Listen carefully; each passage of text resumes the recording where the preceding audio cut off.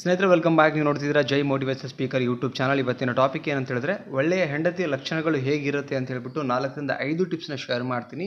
ಚಾನಲ್ಗೆ ಹೊಸಬರಾಗಿದ್ದರೆ ಸಬ್ಸ್ಕ್ರೈಬ್ ಮಾಡ್ಕೊಳ್ಳಿ, ಫ್ರೀ ಆಗಿರುತ್ತೆ. ಆ್ಯಂಡ್ ವಿಡಿಯೋ ಕೊನೆ ತನಕ ನೋಡಿ, 5 ಟಿಪ್ಸ್ನ ನೋಡಿ, ನಿಮಗೊಂದು ಕ್ಲಾರಿಟಿ ಸಿಗುತ್ತೆ. ಎಲ್ಲ ಹೆಣ್ಮಕ್ಳಿಗೆ ಕೇಳ್ಕೊಳ್ತಾ ಇದ್ದೀನಿ, ವಿಡಿಯೋ ದಯವಿಟ್ಟು ಶೇರ್ ಮಾಡಿ. ಗಂಡು ಮಕ್ಕಳು ನೋಡ್ತಾ ಇದ್ರು, ನಿಮ್ಮ ಮಿಸ್ಸಸ್ಗಳಿಗೆ, ನಿಮ್ಮ ಫ್ರೆಂಡ್ಸ್ಗಳಿಗೆ ಒಂದು ವಿಡಿಯೋನ ಶೇರ್ ಮಾಡಿ. ಆ್ಯಂಡ್ ನಿಮ್ಮ ಅನಿಸಿಕೆನ ಕಮೆಂಟ್ ಮಾಡೋದನ್ನು ಕೂಡ ಮರಿಬೇಡಿ. ಫಸ್ಟ್ ಪಾಯಿಂಟ್ ಅಂದರೆ, ಗಂಡನ ಗಳಿಕೆ ಎಷ್ಟೇ ಕಮ್ಮಿ ಇದ್ದರೂ ಕೂಡ ಯಾವತ್ತೂ ಗಂಡನನ್ನು ಕೀಳಾಗಿ ನೋಡಲ್ಲ ಒಂದು ಹೆಣ್ಣು. ನಿಜವಾಗ್ಲೂ ಹೆಂಡತಿ ಆದಂಥವಳು ಗಂಡನ ದುಡಿಮೆ 8,000 ಬರಲಿ, 10,000 ಬರಲಿ, 15,000 ಬರಲಿ, 20,000 ಬರಲಿ, ದಿನಕ್ಕೆ 200 ರೂಪಾಯಿ ದುಡಿಲಿ, ಹೆಮ್ಮೆ ಇರಬೇಕು. ತನ್ನ ಗಂಡ ಅಷ್ಟು ದುಡಿತಾ ಇದ್ದಾನೆ. ಕೆಲವರು ಫಾಲ್ತು ಹಾಗೆ ಓಡಾಡ್ತಿದ್ದಾರೆ, ಕರೆಕ್ಟ್. ಅಟ್ಲೀಸ್ಟ್ ನನ್ನ ಗಂಡ ಫಾಲ್ತು ಓಡಾಡ್ತಿಲ್ಲ, ಒಂದು ಜವಾಬ್ದಾರಿಯುತ ಗಂಡನಾಗಿ ಅಟ್ಲೀಸ್ಟ್ ದಿನಕ್ಕೆ 100 ರೂಪಾಯಿ ಆದರೂ ದುಡಿತಾ ಇದ್ದಾನೆ ಅಂತೇಳಿ ಹೆಮ್ಮೆ ಇರಬೇಕು. ಯಾರಿಗೆ ತನ್ನ ಗಂಡನ ಬಗ್ಗೆ ಹೆಮ್ಮೆ ಇರುತ್ತಲ್ಲ, ಅವಳು ನಿಜವಾದ ಧರ್ಮಪತ್ನಿ ಆಗ್ತಾಳೆ. ಕೆಲವರಿಗೆ ಗಂಡ ಅಂತ ಹೇಳಿದ್ರೆ ಮರ್ಯಾದೆನೇ ಇಲ್ಲ, ಕೇವಲವಾಗಿ ನೋಡ್ತಾರೆ. ದಯವಿಟ್ಟು ನೀವು ನಿಮ್ಮ ಗಂಡನಿಗೆ ನೀವು ಮರ್ಯಾದೆ ಕೊಟ್ಟಿಲ್ಲ ಅಂತ ಹೇಳಿದ್ರೆ, ಹೆಂಡತಿ ಅಥವಾ ಹೆಣ್ತನ ಬಂದಿದ್ದೆ ಅವರಿಂದ.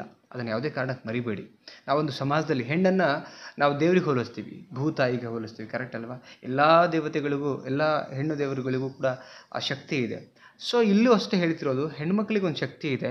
ಸೊ ನಿಮ್ಮ ಗಂಡಂದರಿಗೆ ದಯವಿಟ್ಟು ರೆಸ್ಪೆಕ್ಟ್ ಮಾಡಿ ಪ್ಲೀಸ್. ಅಂದರೆ ಒಳ್ಳೆ ಕಲ್ಚರ್ಡ್ ಇರ್ತಕ್ಕಂಥವ್ರು, ಕೆಲವು 420 ಇರ್ತಾರೆ, ಅವ್ರ ಬಗ್ಗೆ ಮಾತಾಡ್ತಿಲ್ಲ. ನಾನು ಮಾತಾಡ್ತಿರೋದು ಓನ್ಲಿ ಕಲ್ಚರ್ಡ್ ಇರ್ತಕ್ಕಂಥ ಹಸ್ಬೆಂಡ್ ಆ್ಯಂಡ್ ವೈಫ್ ಬಗ್ಗೆ ಅಷ್ಟೇ. ಸೆಕೆಂಡ್ ಪಾಯಿಂಟ್ ನೋಡೋಣ, ಏನಂತ ಹೇಳಿದ್ರೆ, ಯಾವತ್ತೂ ಅತ್ತೆ ಜೊತೆ ಅಸಭ್ಯವಾಗಿ ಮಾತಾಡಲ್ಲ. ಇವತ್ತಿನ ಸೊಸೆಯಂದ್ರು ಹೇಗೆ ಮಾತಾಡ್ತಾರೆ, ಅತ್ತೆಂದ್ರು ಏನು ಕಡಿಮೆ ಇಲ್ಲ, ಅವರು ಹಾಗೇ ಇರ್ತಾರೆ. ಈ ವಿಡಿಯೋ ಒಳಗಡೆ ಓನ್ಲಿ ನಾನು ಹೆಂಡತಿ ಲಕ್ಷಣದ ಬಗ್ಗೆ ಮಾತಾಡ್ತೀನಿ. ಹಾಗಂತೇಳಿ ಯಾರೋ ಚೆನ್ನಾಗಿರ್ತಾರೆ ಅಥವಾ ಅತ್ತೆ ಸರಿ ಇರಲ್ಲ, ಹೆಂಡತಿ ಹೊಂದ್ಕೊಂಡು ಹೋಗಿರ್ತಾರೆ. ಸೊ ಅತ್ತೆ ಸರಿ ಇಲ್ಲ ಅಂತ ಹೇಳಿದ್ರೆ, ಅಣ್ಣ ನೀವು ಹಿಂಗೆ ಮಾತಾಡ್ತೀರಾ, ಅತ್ತೆ ನೋಡೋದು ಹಿಂಗೆ ಮಾಡ್ತಾರೆ, ಅವರಿಗಲ್ಲ. ಬಟ್ ಹೆಣ್ಮಕ್ಳು ಹೇಗಿರ್ಬೇಕು, ಹೆಂಡತಿ ಆದಂಥವ್ಳು ಅಷ್ಟೇ ನಾನು ಮಾತಾಡ್ತಿರೋದು. ಅತ್ತೆ ಹತ್ತಿರ ನೀವು ಅಸಭ್ಯವಾಗಿ ನಡ್ಕೋಬೇಡಿ. ನಡ್ಕೊಳ್ಳೋದ್ರಿಂದ ನಿಮ್ಮ ವ್ಯಕ್ತಿತ್ವ, ನಿಮ್ಮ ಗುಣ, ನಿಮ್ಮ ನಡತೆ ಎಲ್ಲ ಶೋ ಆಗುತ್ತೆ. ನೀವು ಕೆಟ್ಟದಾಗ ಬೈದರೆ ನಿಮ್ಮಲ್ಲಿರ್ತಕ್ಕಂಥ ವ್ಯಕ್ತಿತ್ವ ಶೋ ಆಗುತ್ತೆ.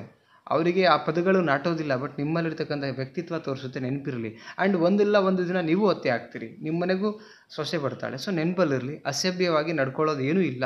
ಸೊ ಪ್ರೀತಿಯಿಂದ ನಡ್ಕೊಳ್ಬೇಕು. ಇಲ್ಲ ಅಂತ ಹೇಳಿದ್ರೆ ಕೋಪ ಬಂದರೆ ಒಂದು 10 ನಿಮಿಷ ಸುಮ್ಮನೆ ಆಗ್ಬಿಡ್ಬೇಕು, ಇಲ್ಲ ಹೊರಗಡೆ ಹೋಗ್ಬಿಡ್ಬೇಕು ಅಷ್ಟೇ. ಅಥವಾ ಸಣ್ಣ ಪುಟ್ಟ ಆದಾಗ ಅದು ಸರಿಪಡಿಸ್ಕೊಳ್ಬೇಕು ಅಷ್ಟೇ, ಅದು ಬಿಟ್ಟರೆ ಏನೂ ಇಲ್ಲ. ನೆಕ್ಸ್ಟ್ ಪಾಯಿಂಟ್ ನೋಡೋಣ.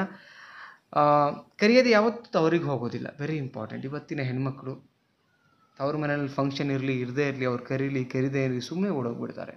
ಅಲ್ಲ, ಅದು ಆ್ಯಕ್ಚುಲಿ ಕೊಟ್ಟ ಮೇಲೆ ಗಂಡನ ಮನೆಗೆ ಸ್ವಂತ ನೀವು ಹೆಣ್ಮಕ್ಳು. ಸೊ ನನ್ನ ಮನೆ ಅಂದ್ಕೊಂಡು ಬದುಕಬೇಕು. ತವ್ರ ಮನೆ ಅವಾಗವಾಗ ನೆಪಕ್ಕಿರಬೇಕಷ್ಟೇ ನಿಮಗೆ, ಅದೇ ಪರ್ಮನೆಂಟ್ ಅಲ್ಲ. ಗಂಡನ ಮನೆಯೇ ಪರ್ಮನೆಂಟು, ಆ ಥರ ಫೀಲ್ ಮಾಡಬೇಕು. ಆ್ಯಂಡ್ ಏನಂತ ಹೇಳಿದ್ರೆ, ತವರಿಗೆ ಹೋಗಲು ಯಾವತ್ತೂ ಹಠ ಮಾಡಬಾರ್ದು. ಸಪೋಸ್ ಗಂಡ ಬೇಡ ಅಂತಾನೆ, ಏನೋ ಕೆಲಸ ಇದೆ ಅಂತ ಹೇಳ್ತಾನೆ. ಸೊ ಗಂಡನ ಮನೆ ಬಿಟ್ಟು ಕೊಡ್ದಿರ, ಅಲ್ಲಿ ಏನೋ ಒಂದು ಮರ್ಯಾದೆ ತವ್ರ ಮನೆಯಲ್ಲಿ ಗಂಡನ ಬಗ್ಗೆ ಇರಿಸ್ಬೇಕು. ಒಳ್ಳೆ ಗಂಡ ಇರಬೇಕಾದ್ರೆ ಅದನ್ನು ಅರ್ಥ ಮಾಡ್ಕೊಳ್ಳೋ ಕೆಪಾಸಿಟಿ ಆ ಹೆಣ್ಣಿಗೆ ಇರಬೇಕಾಗತ್ತೆ. ಅದನ್ನೇನೋ ಜಗಳ ಆಗಲಿ, ಅದನ್ನು ಬಿಟ್ಕೊಡು. ಕುಡ್ದು ಹೋಗೋಕ್ಕಾಗದೆ ಪರಿಸ್ಥಿತಿ ಇದ್ದರೂ ಕೂಡ ಏನೋ ಒಂದು ಕಾರಣಕ್ಕಿರಬೇಕಾದ್ರೆ ಪ್ರೌಡ್ ಇರಲಿ ಅಷ್ಟೇ. ಬಟ್ ಅದನ್ನು ಆವಾಗವಾಗ ನಾನು ಹೋಗಲೇಬೇಕು ಅಂತ ಹಠ ಮಾಡಿ, ಜಗಳ ಮಾಡಿ ನಿಮ್ಮ ಸಂಸಾರ ಹಾಳು ಮಾಡ್ಕೊಳ್ಳೋದ್ರಲ್ಲಿ ಅರ್ಥನೇ ಇಲ್ಲ ಆ್ಯಕ್ಚುಲಿ. ನೆಕ್ಸ್ಟ್ ಪಾಯಿಂಟ್ ನೋಡೋಣ, ಏನಂದರೆ, ಗಂಡನ ಜೊತೆ ಆದ ಸಣ್ಣ ಪುಟ್ಟ ಜಗಳಗಳನ್ನು ಯಾವತ್ತೂ ತವ್ರ ಮನೆಗೆ ಹೇಳ್ಕೂಡ್ದು. ಸಣ್ಣ ಪುಟ್ಟ, ಯಾವ ಮನುಷ್ಯ ಪರ್ಫೆಕ್ಟ್ ಇದ್ದಾನೆ ಈಗಿನ ಕಾಲದಲ್ಲಿ? ಪ್ರತಿ ಗಂಡು ಮಕ್ಕಳಲ್ಲೂ ಕೂಡ ಸಣ್ಣ ಪುಟ್ಟ ಜಗಳಗಳು ನಡೆದು ಹೋಗುತ್ತೆ, ಹೆಂಡತಿಯಿಂದ ನಡೆದು ಹೋಗುತ್ತೆ. ಬಟ್ ಸಂಸಾರ ಅಂದಮೇಲೆ ಇದ್ದೇ ಇರುತ್ತೆ. ನಿಮ್ಮ ತವ್ರ ಮನೆಯಲ್ಲೂ ನಿಮ್ಮ ತಂದೆ ತಾಯಿ, ಅವರು ಗಂಡ ಹೆಂಡತಿ, ಅಲ್ಲೂ ನಡೆದು ಹೋಗುತ್ತೆ. ಎಲ್ಲರ ಮನೆಯಲ್ಲೂ ಸಣ್ಣ ಪುಟ್ಟ ತಪ್ಪುಗಳು ಇದ್ದೇ ಇರುತ್ತೆ. ಬಟ್ ನೀವು ಅದನ್ನು ಅಕ್ಕಪಕ್ಕದ ಮನೆಯವರಿಗೆ, ತವ್ರ ಮನೆಯವ್ರಿಗೆ ಹೇಳ್ತಾ ಬಂದರೆ, ನಾನು ಏನು ಹೇಳ್ತೀನಿ ಅಂದರೆ, ನಿಮ್ಮ ಮನೆಯ ಪೂರ್ತಿ ಜುಟ್ಟು ಇನ್ನೊಬ್ಬರ ಕೈನಲ್ಲಿರುತ್ತೆ. ನಿಮಗೆ ಯಾರೂ ರೆಸ್ಪೆಕ್ಟ್ ಕೊಡೋಲ್ಲ. ಆಮೇಲೆ ಅಳೆದು ಬಿಡ್ತಾರೆ ನಿಮ್ಮನ್ನು. ನಿಮ್ಮ ವೀಕ್ನೆಸ್ ಗೊತ್ತಾಗುತ್ತೆ.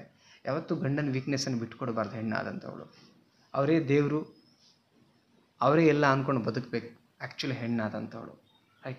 ನೆಕ್ಸ್ಟ್ ಪಾಯಿಂಟ್ ನೋಡೋಣ, ಏನಂತ ಹೇಳಿದ್ರೆ, ಗಂಡ ಒಂದು ವೇಳೆ ಕೋಪದಲ್ಲಿದ್ದರೆ ಆ ಟೈಮಲ್ಲಿ ಯಾವುದೇ ಕಾರಣಕ್ಕೂ ಗಂಡನ ಜೊತೆ ವಾದ ಮಾಡಬೇಡಿ.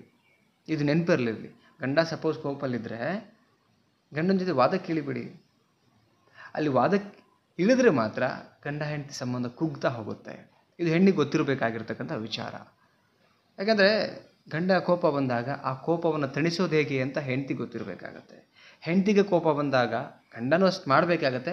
ಮೇಯ್ನಾಗಿ ಆ ಮನೆ, ಒಂದು ಹೆಣ್ಣಿಗೆ ಶಕ್ತಿ ಇರೋಷ್ಟು ಗಂಡಿಗೆ ಶಕ್ತಿ ಇರೋಕ್ಕೆ ಸಾಧ್ಯ ಇಲ್ಲ. ಸೊ ಆ ಒಂದು ಕಾರಣಕ್ಕೆ ಹೆಣ್ಣು ತಾಳ್ಮೆಯ ಮೊದಲ ಮಂತ್ರ ಕಲ್ತ್ಕೋಬೇಕಾಗತ್ತೆ.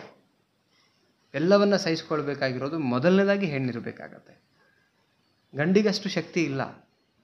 ಹೆಣ್ಣಿಗೆ ಕ್ಷಮೆಯ ಧರಿಸ್ತ್ರಿ ಅಂತ ಹೇಳ್ತಾರೆ, ದೇವತೆ ಅಂತ ಪೂಜೆ ಮಾಡೋದು. ಸೊ ಆ ಕಾರಣಕ್ಕೆ ಈ 5 ಲಕ್ಷಣಗಳು ಒಳ್ಳೆ ಹೆಂಡತಿಯದಾಗಿರುತ್ತೆ. ಸೊ ನಿಮಗೇನು ಅನ್ನಿಸ್ತು ವಿಡಿಯೋ ಬಗ್ಗೆ ಕಮೆಂಟ್ ಮಾಡಿ ತಿಳಿಸಿ. ಆ್ಯಂಡ್ ಚಾನಲ್ಗೆ ಹೊಸಬರಾಗಿದ್ದರೆ ಸಬ್ಸ್ಕ್ರೈಬ್ ಮಾಡಿ. ಆ್ಯಂಡ್ ಯಾವ ಟಾಪಿಕ್ ಮೇಲೆ ವಿಡಿಯೋ ಬೇಕು ಅದನ್ನು ಕಮೆಂಟ್ ಸೆಕ್ಷನ್ ಖಾಲಿ ಇದೆ, ಕಮೆಂಟ್ ಮಾಡಿ. ಕೌನ್ಸಿಲಿಂಗ್ ಬೇಕು ಅನಿಸಿದ್ರೆ ಕಾಂಟ್ಯಾಕ್ಟ್ ಮಾಡಿ, ಮತ್ತೊಂದು ಟಾಪಿಕಲ್ಲಿ ಸಿಗ್ತೀನಿ. ಇದೇ ಥರದ ರಿಲೇಷನ್ಶಿಪ್ ಮೇಲೆ ಮೋಟಿವೇಶನ್ ವಿಡಿಯೋಗಳು ಬರುತ್ತೆ. Thank you so much guys, love you, ನಮಸ್ತೆ.